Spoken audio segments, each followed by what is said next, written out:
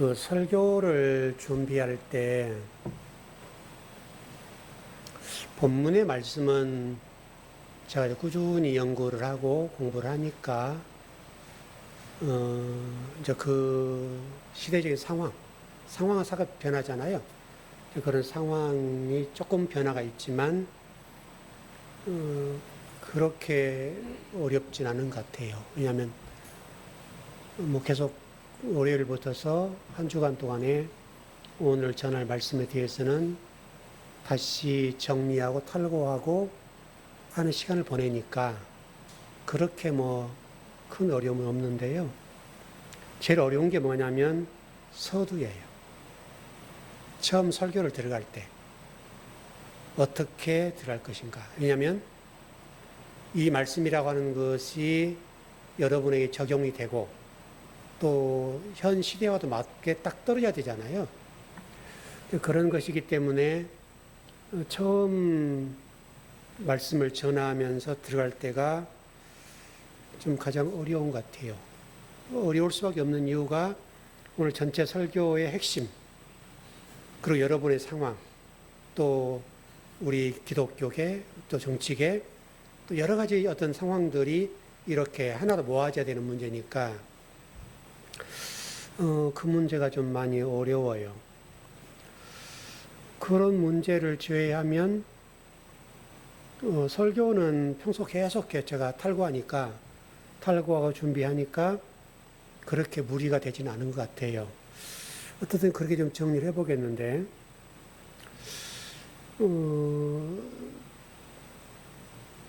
성도들 입장에서는 하나님의 말씀을 듣는다는 거, 또 이해한다는 것이 또 쉽진 않잖아요. 늘 또 새로운 것으로 진행되니까. 제가 지금 그 요한복음 18장 중반부 공부하는데요. 이제 뭐 요한복음 거의 마무리되어 가고 있죠. 뭐 감사하게도 요한복음이 지금 제가 준비한 게 한 1010장? 1010장 정도 넘게 준비가 됐어요. 그러니까 21장까지 하면은 한 1050장? 아니면 한 100장, 이 정도 선에서 정리가 될 건데요. 제가 요한복음 18장을 공부하면서 좀 재미있는 부분이라고 할까요? 베드로 이야기가 나오거든요.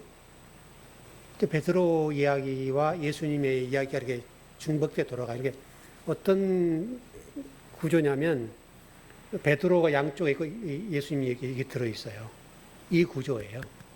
이 구조 속에서 이 베드로가 재미있게 보여진 부분이었어요. 그래서 그 부분을 풀어보는데 이런 장면이 여러분 있을 거예요. 여러분도 한번 많이 들어보시겠죠. 베드로가 한 여성 비자 앞에서 예수님을 부인하는 장면이 있죠. 그거 여러분 다 잘 아시죠? 예수님께서는 나는 나다, 에고 에이미라고 말씀하시죠. 근데 베드로는 나는 예수님 모른다 그렇게 얘기하잖아요. 이제 번역이 좀 그렇게 됐으니까. 근데 그래서 도대체 이게 뭘까? 베드로가 수제자고 또 예수님을 가장 근접해 따라다녔고 또 18장의 그 장면도 예수님의 사랑하는 제자와 더불어서 그때 당시 대제사장을 찾아가는 장면이거든요. 근데 그 장면에서 상황과 배경적으로 보면 어떤 생명의 위협을 느끼거나 핍박을 받거나 고난을 받거나 그런 장면이 전혀 없어요. 그래서 예수님의 사랑하는 제자와 예수님이 지금 안으로 들어가서 대제사장을 만나고 있는 장면이에요. 근데 베드로는 문 밖에 서 있어요. 그 내용 자체가. 그때 이제 사랑하는 이제 제자가 그 베드로를 들어오게 하라고 그 여인에게 부탁을 하죠. 그래서 그 여인이 얘기를 하면서 너도 예수님의 한 당 아니냐? 이런 식으로 묻죠. 그때 베드로가 하는 얘기가 나는 아니다. 예수님 부인한단 말이죠. 그러면 상식적으로 이해가 좀 안 된 거예요, 제가. 베드로는 왜 예수님을 모른다고 했을까? 왜 부인할까? 그래서 많은 분들이 베드로를 이 장면에서 베드로가 예수님을 3번 부인했다. 이렇게 지금 나오는 본문이거든요. 근데 여러분 또 다른 성경에 보면 뭐랄까요? 요한복음 21장도 마찬가지고 베드로를 예수님 찾아오시죠. 찾아오셔서 너 나 사랑하니? 이렇게 묻는 장면이 나오거든요. 너 나 사랑하니? 이렇게 3번을 묻잖아요. 예, 사랑합니다. 이렇게 또 대답하는 장면도 있고. 그래서 이게 잘 풀리지가 않았어요. 도대체 이게 뭘까? 베드로의 부인, 또 다른 앞부분에서 또는 뭐 마태복음 같은 데 보면 예수님에 대해서 너는 나를 누구라 하니? 이렇게 물을 때 주는 그리스도시요 살아계신 하나님의 아들입니다. 신앙고백을 했잖아요. 그랬던 베드로가 예수님을 부인했다? 근데 예수님이 요한복음 21장에서 찾아와서 너 나 사랑하니? 라고 묻는단 말이죠. 그리고 또 다른 장면에서는 예수님이 그 떡을 구워주시고 물고기 잡아서 이렇게 구워준 장면이 나오죠. 아무 얘기 안 하시고 구워졌다고 말씀한 장면이 있잖아요. 거기도 그렇고, 근데 어쨌든 뭐 오늘 자세하게는 다 못하겠는데, 하여튼 그런 장면들이 있어요. 전체적인 맥락으로 쭉 보면. 저는 이게 잘 이해가 안 됐어요. 왜 이렇게 성경을 기록해 놨을까? 그리고 베드로는 정말 예수님을 부인한 게 맞는가? 그런 궁금증이 생겨서 제가 원문을 찾아봤죠. 그래서 원문에는 뭐라고 됐는가 하면 나는 나다가 에고 에임이라는 단어라고 그랬죠. 헬라어로. 근데 베드로가 나는 모른다라고 하는 이 장면, 예수님 모른다, 부인한 장면이 원문에 뭐라고 됐는가 하면 우크 에이미 이렇게 돼 있어요. 우크 에이미. 우크라는 단어가 뭐뭐 아니다 이런 말이거든요. 그러니까 에이미가 달려 있으니까 나는 아니다. 이 말이거든요. 나는 아니다. 그럼 나는 아니다가 뭘까? 나는 아니다. 그럼 이게 도대체 뭔 얘기냐? 그래서 제가 성경 전체적 앞뒤 문맥들을 다 찾아보고 성경 전체를 쭉 훑어보는데 정리가 좀 되더라고요. 그러니까 오늘 본문도 이제 아마 그런 부분이 좀 나올 텐데 하나님의 일이라고 하는 것이 뭔가? 하나님 어떻게 일하시는가에 대한 메시지가 이렇게 담겨 있는 거예요.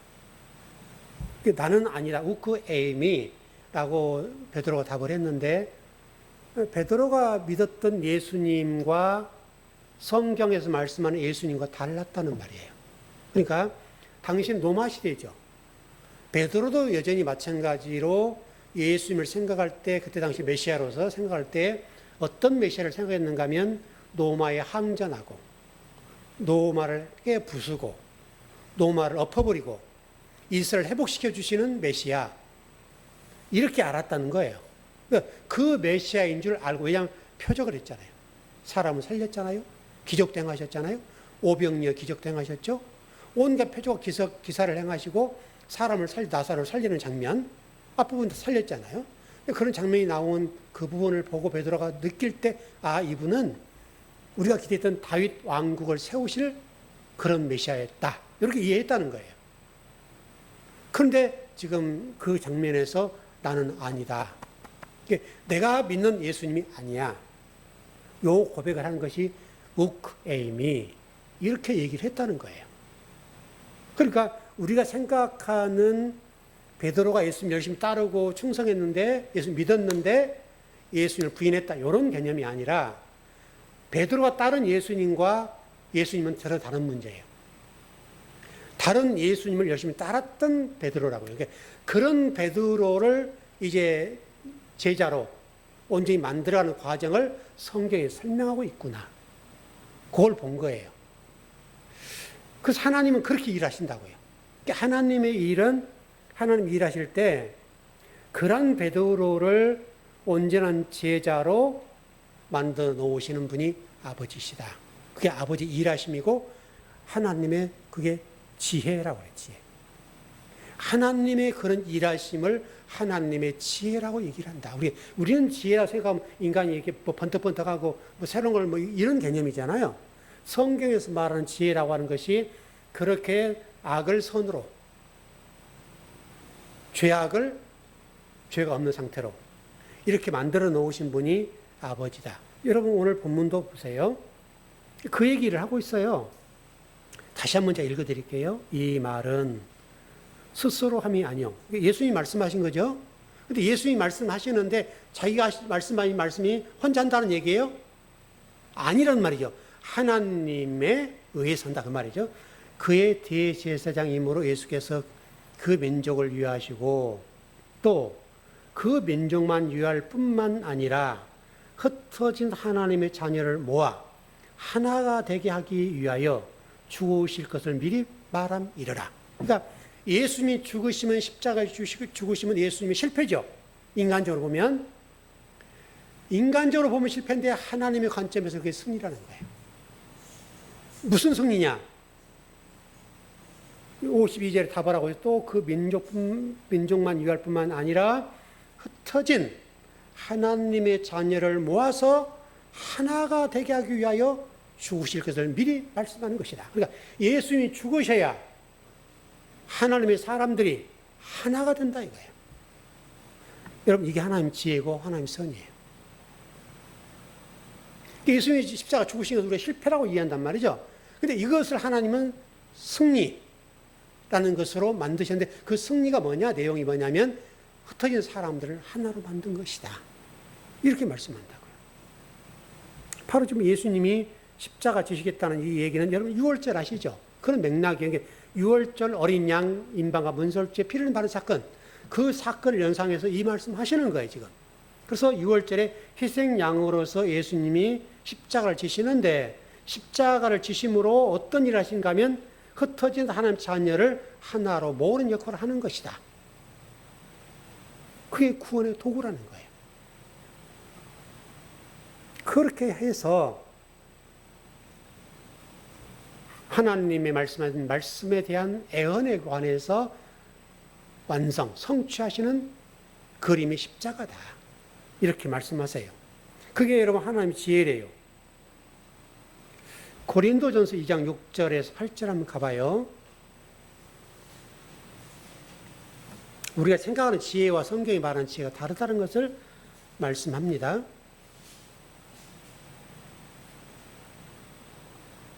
6절에서 8절입니다.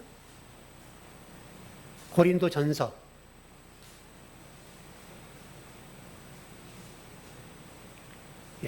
시작. 그러나 우리가 온전한 자들 중에서는 지혜를 말하노니 이는 이 세상의 지혜가 아니요 또 이 세상에서 없어질 통치자들의 지혜도 아니요 오직 은밀한 가운데 있는 하나님의 지혜를 말하는 것으로서 곧 감추어졌던 것인데 하나님 우리 영광을 위하여 만세 전에 미리 정하신 것이라.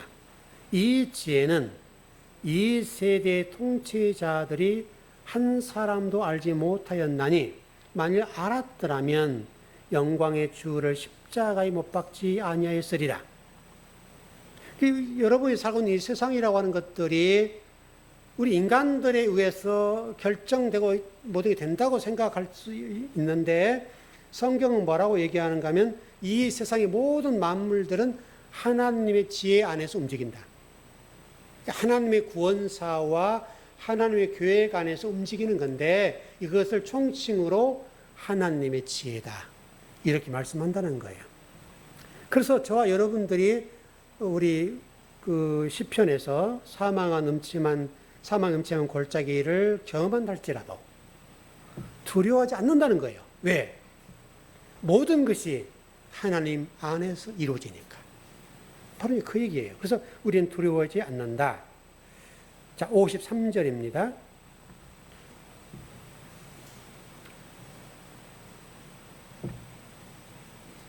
시작. 이날부터는 그들이 예수를 죽이려고 모의하니라. 모의라는 개념이 뉘앙스가 안 좋은 단어죠. 이 모임은 지금 좋은, 선한 의미에서 모임이 아니죠. 모임도 다양하죠. 많은 사람을 살려내는 모임도 있고 죽이는 모임이 있는데 여기서 지금 번역은 모의한다라고 되어 있거든요. 근데 조금 모의한다는 개념이 죽이려고 모의한다. 이렇게 되어 있는데 이게 지금 공회로 모인 상황이죠. 의사결정 기구가 모였습니다. 근데 여기에 뜻이 뭐냐, 모의한다는 뜻이 뭐냐면 결정하다. 원문을 그렇게 되어 있어요. 결정하는 거예요. 다시 설명하면 예수님을 죽이는 것을 공적으로 의결한 사건이에요. 그렇게 이해하시면 돼. 모의했다는 말이 뭐 이런 저런 얘기 아니라 결정한 사건. 공회로 모여서 예수님을 죽이기로 결정했다. 그렇게 보시면 될 것 같아요. 자, 54절, 57절. 예, 시작. 그러므로 예수께서 다시 유대인 가운데 드러나게 다니지 아니하시고 거기를 떠나 빈들 가운데 가까운 곳인 에브라임이라는 동네에 가서 제자들과 함께 거기 머무르시니라. 유대인의 유월절에 가까움에 많은 사람이 자기를 성결하게 하기 위하여 유월절 전에 시골에서 예루살렘으로 올라갔더니 그들이 예수를 찾으며 성전에 서서 서로 말하되 너희 생각에는 어떠하냐? 그가 명절에 오지 아니하겠느냐 하니 이는 대제사장들과 바리새인들이 누구든지 예수 있는 곳을 알거든 신고하여 잡게 하라 명령하였음이러라. 55절 보니까 유대인의 유월절이 가까웠다 그러네요.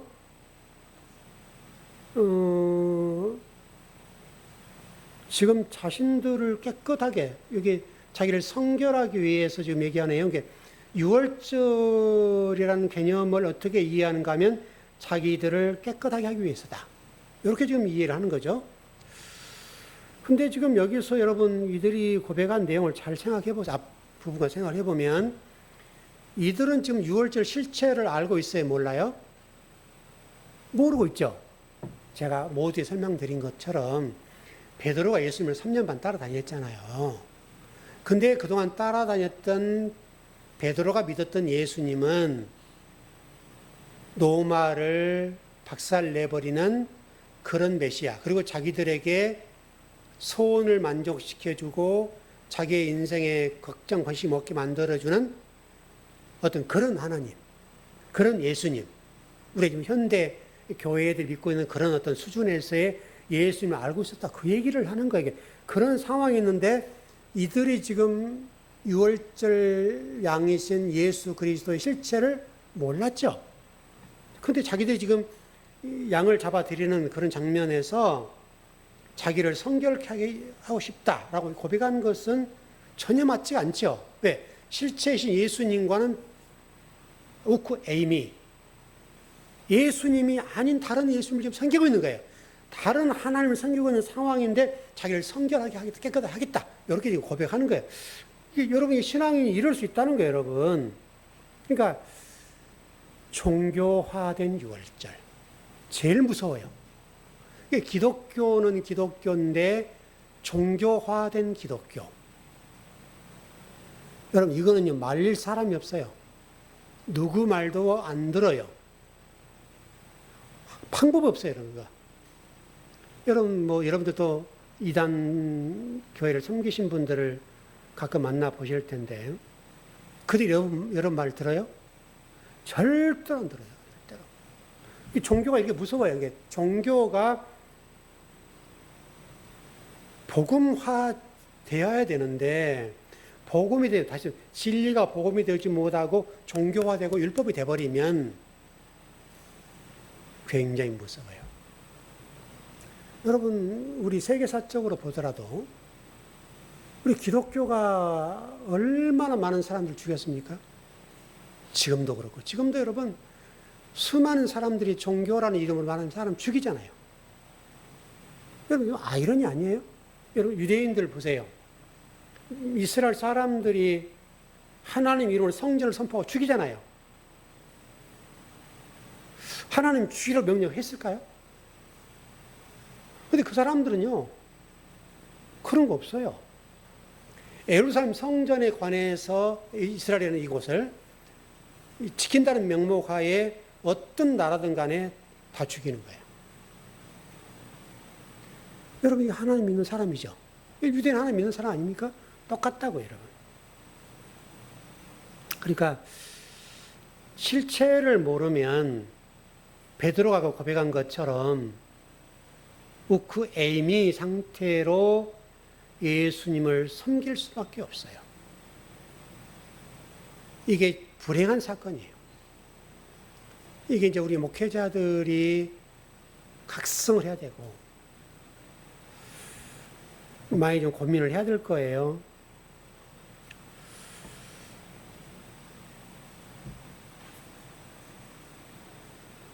좀 쭉 그냥 나가 볼게요.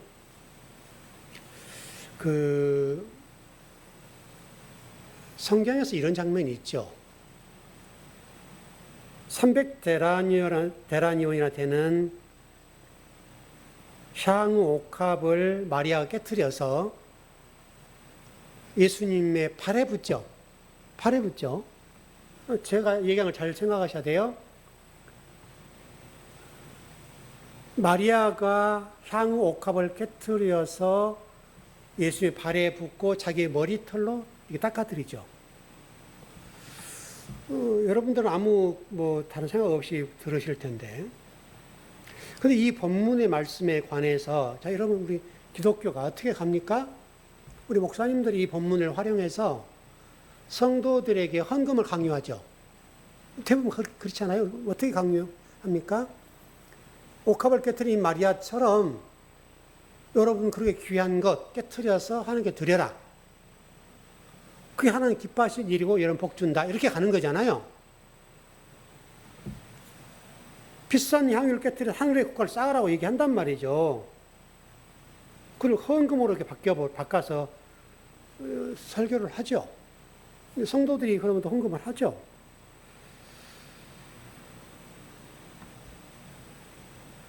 정말 여러분 이게 헌금에 관한 본문일까 이게요? 그러니까 이게 참 안타깝죠. 제가 여러분 느끼기에도 다를 수 있겠는데 제가 여러분을 막 헌금을 강요하고 그러던가요? 우리 교회 재정이 좀 부족해요. 그럼 여러분들이 제가 헌금을 막 강요하기 위해서 그런 설교를 막 하던가요? 모르겠습니다. 저는 그렇게 한 것 같지 않은데. 마리아가 깨뜨리는 그 향유 옥합이라고 하는 것을 주목하셔야 돼요.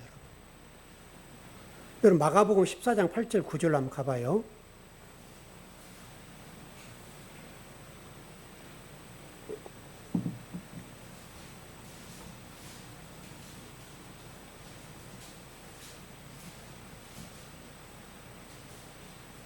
이게 굉장히 복음의 핵심이 담겨져 있는 말씀이거든요.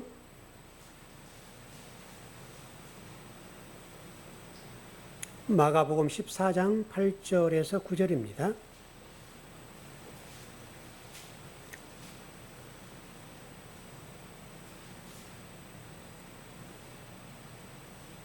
시작. 그는 힘을 다하여 내 몸에 향유를 부어 내 장례를 미리 준비하였느니라.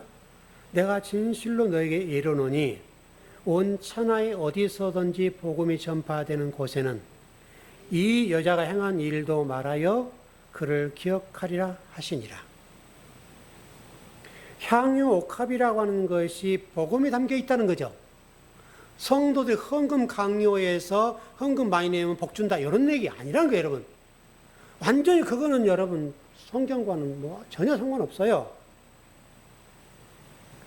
여러분 복음이 전파되는 곳에는 이 여자가 행한 일을 기억하게 한다고 그러잖아요, 여러분. 근데 여러분 실질적으로 우리가 복음이 전파될 때마다 이 마리아 여인이라는 분이 등장합니까? 그러지 않죠. 여러분 그러지 않아요. 그럼에도 불구하고 성경은 이 향유를 붓는 사건이 복음을 담고 있다는 거예요, 지금. 그래서 성경은 이 여인이 복음이 전파되는 곳마다 그걸 기억해야 된다. 이렇게 설명해요. 왜? 그게 복음의 핵심이니까요. 그러면 이 여자가 한 일이 복음의 핵심이라고 그러는데 요한복음 12장 1절 한번 봐봐요.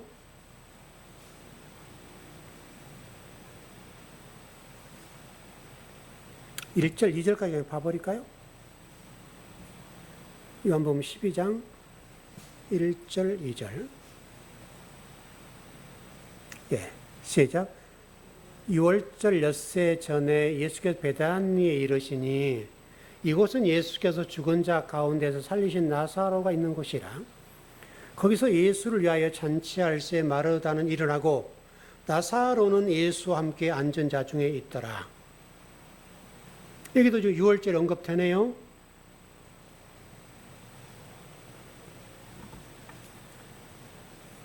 지금 여기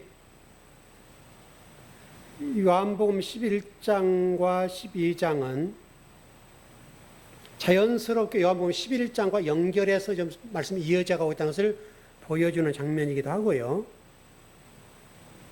아까 2절에서 마르다가 나오는데 전번에 설명드렸던 대로 여주인이라고 그랬죠. 여주인. 바쁘죠. 잔치하고 바쁘죠. 근데 여기 잔치하고 연결돼 있어요. 여기 지금 그림 언어로 지금 설명이 되는데 거기서 예수를 위하여 잔치한다. 잔치. 이게 지금 구원과 연결된 그림입니다. 성경에서 여러분 결혼은 구원의 그림이죠. 성경에 등장하는 그림들 가운데 반드시 잔치라고 하는 거, 결혼 이런 것들이 많이 연결되는데 여러분 잔치집엔 음식이죠. 뭐 결혼식 요즘은 뭐 이제 뭐 대부분이 뭐 호텔 뭐 또 좀 굉장히 좀 좋지 않습니까? 근데 예전에 결혼식 했을 때 결혼식장에 가면 참 먹을만 했죠. 근데 요즘은 그냥 너무나 이렇게 뭐 스테이크 하나 딱 갖다 주고, 그 다음 뭐 조금 갖다 주는데, 우리는 이게 영 그렇더라고요. 여러분 어쩐지 모르겠습니다. 저는 별로 그게 그러던데, 어떻든. 여러분, 어떻든 간에 좀 정리를 해보면, 잔치라고 하는 것의 독특성이 뭐냐면, 성경에 등장하는 잔치라고 하는 것은 반드시, 우리 예배도 똑같습니다만은, 잔치는 구원과 심판이 같이 있어요. 하나님 말씀도 똑같고 설교도 똑같아요. 똑같은 설교를 들어도 어떤 사람은 구원에 이르고 어떤 사람은 심판에 이르러요. 이게 신비예요. 어떻든 간에 심판과 구원이라고 하는 것은 잔치를 통해서 이루어지는데 반드시 두 가지는 같이 와요. 여러분 요한계시록 19장 17절로 가봐요. 17절, 18절까지는 그냥 보죠. 요한계시록 19장 17절, 18절.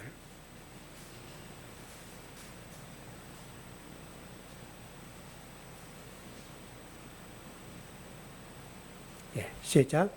또 내가 보니 한 천사가 태양 안에 서서 공중에 있는 나는 모든 새를 향하여 큰 음성을 외쳐 이르되 와서 하나님의 큰 잔치에 모여 왕들의 살과 장군들의 살과 장사들의 살과 말들과 그것을 탄 자들의 살과 자유인들이나 종들이나 작은 자나 큰 자나 모든 자의 살을 먹으라 하더라. 무시무시한 말씀이죠. 여러분 성경을 아는 분은 무시무시한 말씀이에요. 잔치가 지금 베풀어졌습니다. 큰 잔치예요. 하나님의 큰 잔치가 벌어졌는데 살벌한 얘기를 해요. 그 잔치에 새가 온다요. 새가.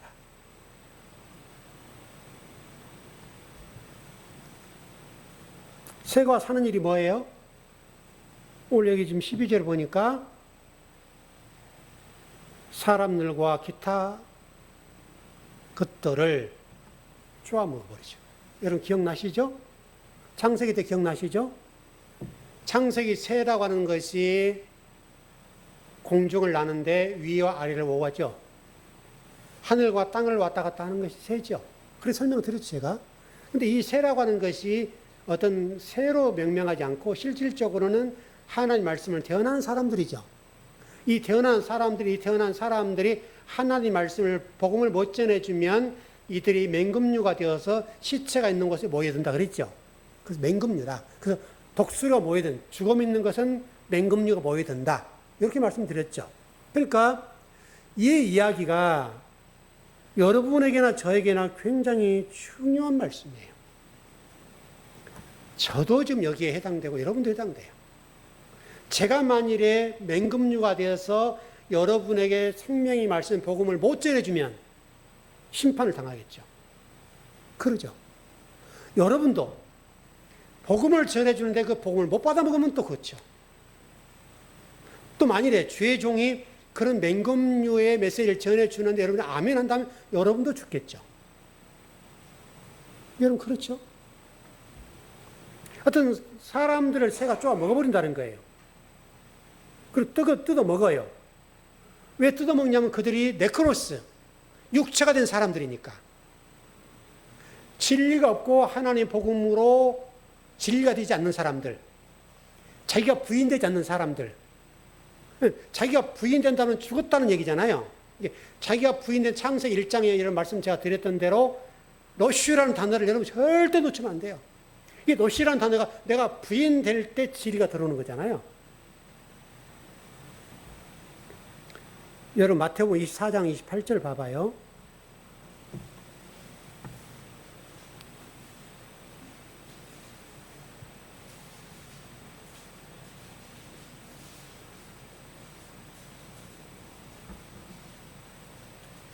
마태복음 24장 28절이네요.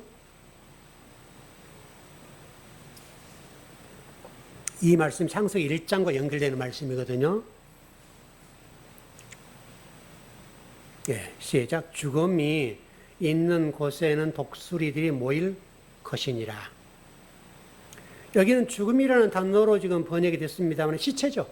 이 시체란 말이 물리적으로 죽었다는 말이 아니에요. 영적으로 죽은 거예요. 그 속에 진리가 없고 복음이 없는 사람들 여기서는 죽음, 시체라고 얘기를 한단 말이에요.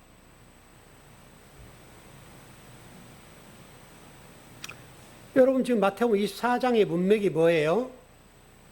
예루살렘 성전 파괴 얘기죠.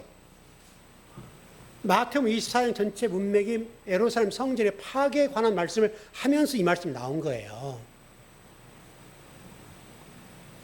바로 지금 예루살렘 성전에 뭐가 모여든다는 거예요? 독수리를 모여든다면 그 독수리가 누구예요, 여러분 여기서?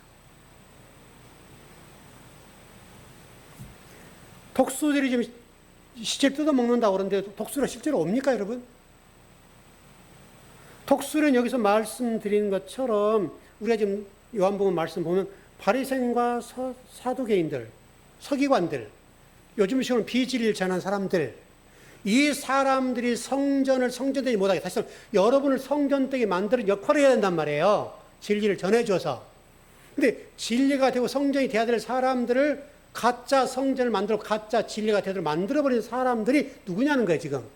여기서 바로 말씀드린 것처럼 여기서는 바리새인들, 현 시대는 비진리를 전하는 사람들. 그들이 여러분 독수리예요. 독수리라고요, 독수리. 아무리 명성이 있고 뭐 어떤 얘기를 한다 하더라도 진리를 못 전해주는 사람들은 물론 주의 종들이겠습니다만은 그런 주의 종들은 여기서 말씀은 맹금류예요. 성도들 영혼을 뜯어먹고 산다니까요. 죽여버려요. 영혼을 죽이는 거예요, 완전히. 거짓 선지자. 그게 독수리예요, 여러분. 그래서 새라고 제가 창세기 때 그렇게 말씀드렸잖아요. 거짓 선지자들은 시체를 먹고 살아요.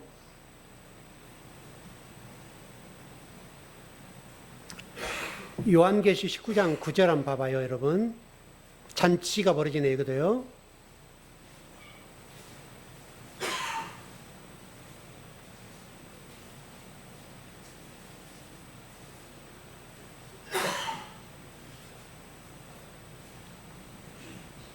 어떤 사람들이 이 잔치, 혼인잔치에, 어린 양 혼인잔치에 모여든가? 모일 수 있는가? 그 조건을 설명하는 본문이에요. 네, 시작. 천사가 내게 말하기를 기록하라. 어린 양의 혼인잔치에 청함을 받은 자들은 복이 있도다 하고 또 내게 말하되 이것은 하나님의 참되신 말씀이라 하기로. 여기 번역이 조금 이것은 물건이죠. 근데 이것은 이란 단어가 번역이 좀 잘못됐는데 사람들, 이들은 이것이 아니라 이들, 사람들. 그래야 하나님 참된 말씀이라고 했기 때문에 이것이 말씀이 될 수는 없잖아요. 그러지 않아요? 여기 지금 번역이 굉장히 잘못된 번역이에요. 이것은 물건이 아니라 복수예요, 복수. 하나님 말씀에 대한 사람들을 하나님 참되신 말씀이라. 바로 그 사람들이 어디 모인다고요? 어린 양의 혼인잔치에 청함을 받은 조건을 가지고 있다. 그게 얼마나 중요해요, 여러분. 혼인잔치 청함을 받은 사람들은 말씀이어야 된다, 말씀. 말씀들이 모인다는 거예요, 말씀들. 그게 성전이죠. 새 에lohim 성전이죠. 어떤 분들은 또 그 생각도 하더라고요. 계시록에 보니까 새 예루살렘 성전이 이렇게 내려온다 그러죠. 제가 어떤 분, 성경을 굉장히 잘하신 분인데요. 저도 그분, 어떤 설교를 제가 다 공부하고 그랬던 적이 있는데, 그분은 그렇게 이 새 예루살렘 성전을 그렇게 설명하더라고요. 성전이 크니까 네 귀퉁이에 이 밧줄을 쭉 달아서 쭉 내린다고 그렇게 얘기를 하더라고요. 그래서 그 안에 들어갈 사람 몇 사람 될까? 이렇게 얘기하더라고요.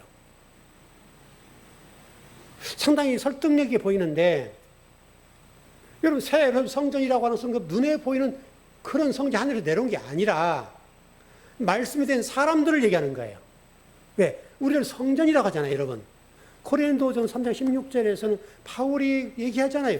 너희들이 성전인 걸 모르냐? 왜? 예수님이 사역하신 동안에 제자들과 다른 사람들에게 너희들이 하나님 성전이야, 내가 성전이야, 계속 말씀하셨거든요. 근데 제자들도 그 뜻을 이해를 못하고 예수님 말씀을 들었던 사람도 이해를 못하는 거예요. 왜? 보트 나 같은 사람 성전이 되냐? 이해를 못한다고요. 그러니까 바울이 답답해가지고 지금 이 고린도 교회에게 그 교회도 똑같았으니까 이놈들아, 예수님이 너희들이 살아계실 때 말씀을 전해 주시려는데 너희들 성전이라고 하지 않았더냐? 책망하는 장면이 책망하는. 너희들 하면 성전이야. 그렇게 말씀하는 거죠. 그래서 요한계시록 19장 9절에서 어린 양의 혼인잔치에 청함을 받을 자들의 조건은 딱 하나. 하나님의 참되신 말씀을 가진 자들. 그들만이 모인다는 거예요. 그들만이. 그게 새 예루살렘 성전이에요, 여러분. 그래서 여러분 그 계시록 19장 9절에 이것은 이런 단어 1절에 한번 제가 설교를 했던 것 같은데, 이것은 이런 단어를 물건이 아니라 복수입니다. 복수로 이들은 사람.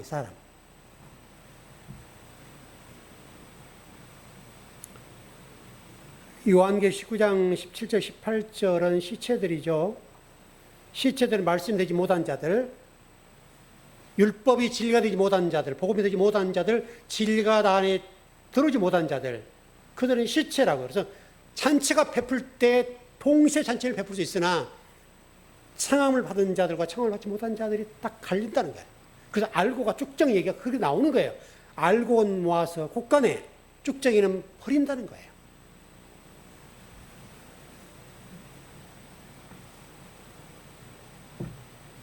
오늘 본문도 똑같아요, 여러분. 오늘 본문의 앞뒤의 배경이 뭐냐면 잔치예요, 잔치. 근데 그런 잔치를 중심에 두고 예수님을 죽이라고 착당 모의를 하는 거예요. 이게 지금 우리 인간이에요. 예수님과 음식도 같이 먹어요. 그럼에도 불구하고 거기에서 구원과 심판이 쫙 갈리는 거예요. 에베소서 2장 5절 6절 한번 가보시죠.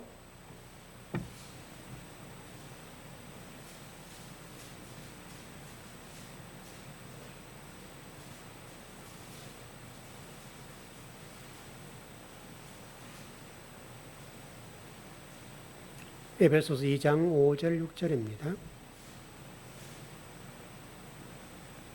네, 시작. 허물로 죽은 자들을 그리스도와 함께 살리셨고 너희는 은혜로 구원을 받은 것이라. 맞습니까? 네. 또 함께 일으키사 그리스도 예수 안에서 함께 하늘에 앉히시니. 자, 잘 보세요. 허물로 죽은 자들을 그리스도와 함께 살리셨고, 현재형이 과거형이에요. 허물로 죽은 우리를 그리스도와 함께 살리셨고, 과거입니까? 현재입니까? 과거형이죠. 그리고 또 함께 일으키사. 일으켰단 말이 무슨 말이에요? 부활 개념이죠. 그리고요, 그리스도 예수 안에서 함께 하늘에 앉히시니. 현재형입니까? 미래형입니까? 과거형입니까?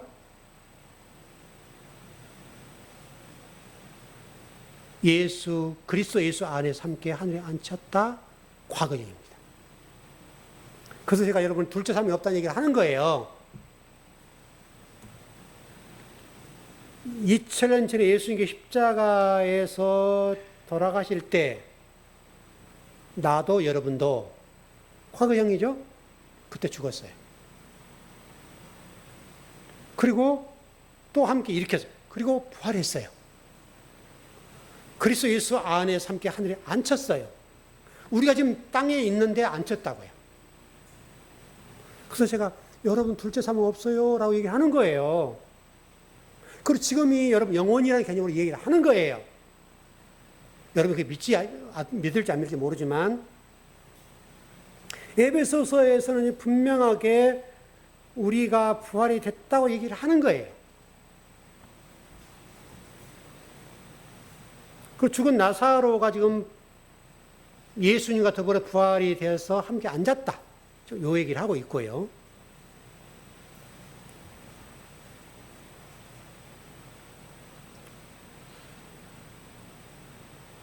여러분 시편 23편을 가봐요.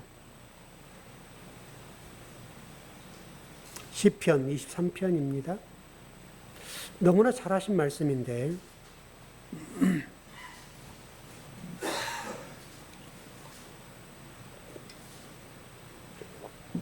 아마 이거 다 외운 분들 많을 거예요. 근데 그 의미를 모르고 외우죠. 예, 시작. 여호와는 나의 목자시니 내게 부족함이 없으리로다. 그가 나를 푸른 풀밭에 누이시며 쉴만한 물가로 인도하시는도다. 내 영혼을 소생시키시고 자기 이름을 위하여 의의 길로 인도하시는도다. 내가 사망의 음침한 골짜기로 다닐지라 해를 두려워하지 않을 것은 주께서 나와 함께 하심이라. 주의 지팡이 막대기가 나를 안위하시나이다. 주께서 내 원수의 목전에서 내게 상을 차려주시고 기름을 내 머리에 부으셨으니 내 잔이 넘치나이다. 내 평생의 선하심과 인자하심이 반드시 나를 따르니 내가 여호와의 집에 영원히 살리로다. 식탁이 어디 차려졌어요? 원수의 목전에 차려졌다. 그리고 뭐래요? 기름을 머리에 붓는데요. 그렇죠? 요한복음 12장의 말씀은 어떤 말씀이냐면 시편 23편의 성취예요. 아까 제가 그 부분 좀 빠뜨린 것 같은데 그 정리를 하나 합시다. 그 대제사, 아까 그 향유 옥합 얘기했죠. 그걸 빠뜨렸네요. 넘겨버렸던데. 성경이 참 기가 막히게 기록된 것이 대제사장과 왕에게 기름 부을 때는 어떤 기름을 부었습니까? 좀 여러분 생각을 하시는지 모르겠는데 왕과 대제사장에게는 기름 부었죠. 어떤 기름 부었어요? 성경이 그걸 설명해요. 오늘 좀 그 내용들이. 제가 여러분 누차 말씀드렸을 거예요. 올리브. 기억나시죠? 올리브유를 부었다고요. 올리브유를 부어서 왕과 대제사장에 기름을 부어요. 근데 예수님에게는 지금 어떻게 했다고 그랬죠? 예수님 팔에 마리아가 뭘 깨뜨렸다고요? 기름 어떤 기름이죠?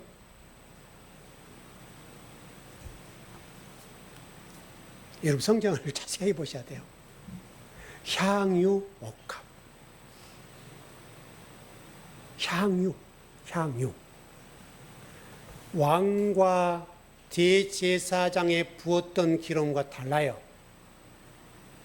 향유 옥합. 이게 우리는 깨트렸다는 의미를 이제 마리아가 옥합을 이렇게 담았겠죠. 비싼 거죠. 그때는 여러분 이게 굉장히 비싼 겁니다. 깨트렸다라고 하는 의미를 이렇게 깨트렸다 이렇게 이해를 많이 해요. 아니면 중간에 깨트렸다. 뭐 중간에 뭐 다 흘러버릴 테니까 어떻게 밑으로 깨트렸을 것이다. 이렇게 지금 번역이 됐죠. 깨트렸다고 하니까. 근데 실질적으로 깨트렸다는 의미는 뚜껑을 열었다는 말이에요. 이게 대신 간단하죠? 어렵지 않는 번역이 좀 복잡하게 돼서 그렇지. 그래서 그 향유를 예수님 발에 붓고, 그렇죠? 가장 비싼 거죠, 여러분. 그리고 마리아가 뭘로 닦았어요? 머리털로 닦아요. 왜 머리털로 닦았을까요? 성경이 그냥 넘어가질 않아요. 이게 그런 하나의 의미를 다 담아놨단 말이에요. 왜 마리아가 향유 옥합을 팔에 부었죠? 머리 안 부었죠, 여러분? 발에 부었다는 의미는 여러분 중동 지방을 생각해 보면, 그리고 머리털, 여러분 여자분들의 머리를 성경에 푼다는 의미는 뭐예요? 성경에서 성경이 그렇게 자세히 기록됐어요. 그런 것들이. 왜 마리아가 머리를 풀었을까요? 풀었다는 의미는 뭐냐 이거죠. 구약시대 여러분, 머리를 푼다는 말은 나는 창녀입니다. 그런 말. 인간 이하의 인간입니다. 그런 의미를 담았다는 거예요. 그러니까 마리아가 나는 주님, 창녀에 불과한 여인이에요. 이 머리를 풀었다는 의미가 그런 의미고, 그 머리, 여러분 여성에게서 머리는 중요하죠? 자기에게서 가장 중요한 머리털로 예수님 발을 닦아요. 그게 사람이 좀 염한다는 말 아시죠? 그런 개념이라고요. 그런 개념. 아마 제가 일전에 염한다는 의미로는 설명드린 적이 있어요. 근데 그 여인의 머리를 풀었다는 의미는 나는 예수님의 발 닦기도 발을 닦을 수도 없는 게, 발을 닦는다는 말은 종이라는 말이잖아요. 여러분 그 구약 성경에 주인과 종의 관계에서 종은 주인이 나갔다 오면 발이 더럽잖아요. 중동 지방이니까. 스르파 문화잖아요. 이게 더러우니까 그 발을 주인이 딱 걸터앉으면 종이 와서 물로 딱 닦아드리잖아요. 그 장면과 똑같다고요. 여러분 그렇게 이해하시면 좋을 것 같아요. 나오네요. 12장 3절을 봐봐요.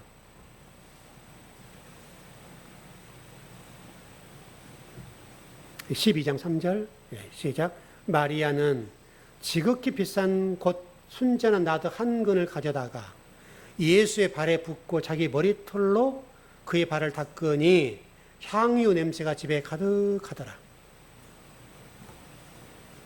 여기서 순전한 나드 한 근, 순전한 나드 한 근이라는 개념이니까 그 향유 옥합의 무게를 이해하는 거잖아요.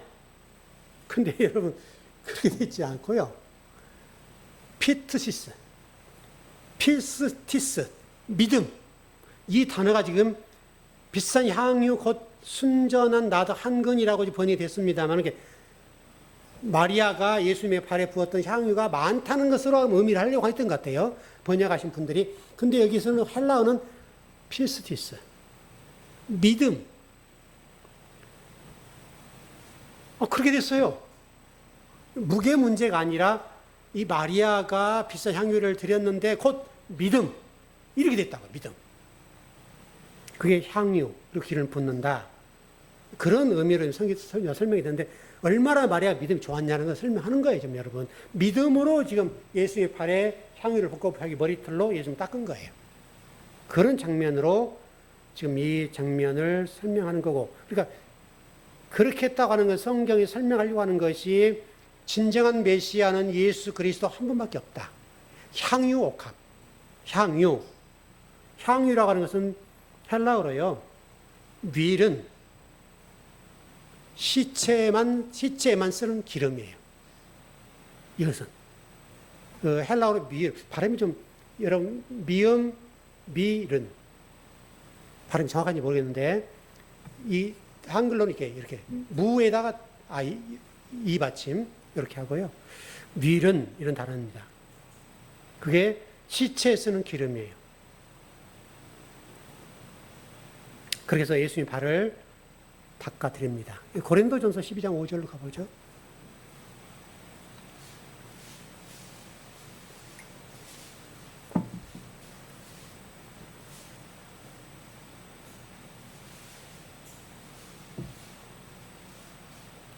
머리라고 하는 것이 굉장히 얼마나 중요한가를 보죠. 설명은 다 드렸습니다, 제가. 고린도전서 11장 15절. 예, 시작. 만일 여자가 긴 머리가 있으면 자기 영광이 되나니 긴 머리는 가리는 것을 대신하여 주셨기 때문이니라. 그러니까 여성에게 있어서 이 머리는 영광이라는 거예요. 영광. 그렇게 중요하다는 거예요. 그리고 발은 원래 종이 닦는 거고 그렇게 되는 거고요. 제가 아까 그 창렬한 의미를 썼는데 푼다는 걸 설명 하나 드리고 맞춰볼까요? 민수기 5장 18절이네요. 여러분 뭐 찾아볼 시간이 없을 테니까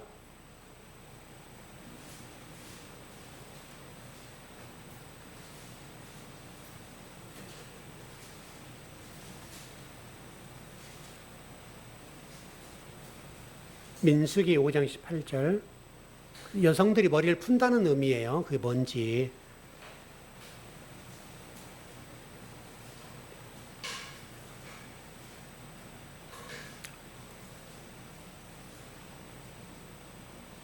민수기 5장 18절. 시작. 여인을 여호와 앞에 세우고 그의 머리를 풀게 하고 기억나게 하는 소재물 곧 의심의 소재물을 그의 두 손에 두고 제사장은 저주가 되게 하늘 쓴 물을 자기 손에 들고. 어떤 이 내용입니까? 내용이? 어떤 여인이 지금 이렇게 머리를 풀게 했어요? 가늠한 여인. 그랬죠? 가늠한 여인을 지금 판가름하는 사건이잖아요. 그때 의심의 소재물을 갖다 두고 그렇게 됐죠. 그래서 이제 그걸 가지고 지금 이 여인이 가늠했는지 안 했는지 설명하는 거잖아요. 그렇게 했는데 머리를 푼다는 것만 이해하시면 돼요. 머리를 풀었다는 말은 구약 성경에서는 가늠한 여인이 푸는 거예요. 그러니까 지금 아까 마리아가 머리를 풀었다는 말은 주님 앞에 나는 가늠했다. 이 가늠했다는 말이 꼭 우리 인간적인 그런 부분도 있습니다는 진리를 왜곡해 하거나 진리를 못 받을 다 그 가늠이죠, 여러분. 그런 의미도 될 수 있고요. 실질적으로 마리아는 가늠한 여인일 수 있어요. 그렇게 지금 성경이 설명하고 있단 말이죠. 그렇게 보시죠, 그냥. 그렇게 그까지 하면 될 것 같습니다. 정리를 해보죠. 여러분과 제가 뭐 계속 제가 드릴 말씀이지만 말씀을 이해하고 듣고 깨달을 수 있다는 것. 이건 여러분이 죽고 사는 문제고요. 구원과 심판에 관한 문제고요. 여러분 반드시 들어야 돼요. 또 강단은 반드시 진리를 전해줘야 될 의무가 있고 그래야 아까 계시록 19장 8절 했습니까? 그 말씀대로 여러분이 어린 양의 혼인잔치에 참여할 수 있는 조건이 충족되는 거예요. 이게 안 되면 쉽지 않아요. 그래서 제가 바라는 것은 우리 즐거운교회에 속한 성도들만은 이 문제에 대해서 자유했으면 좋겠다. 그게 목사의 소원이죠. 그러면 행복할 것 같아요. 하늘나라 갔을 때 정말 주님이 마지막 정리하실 때 하늘나라가 이제 완전히 완성될 텐데 그 완성된 하나님 나라에 저와 여러분들이 모두가 있다면 목사는 행복하겠죠. 그 복이 넘쳤으면 좋겠습니다.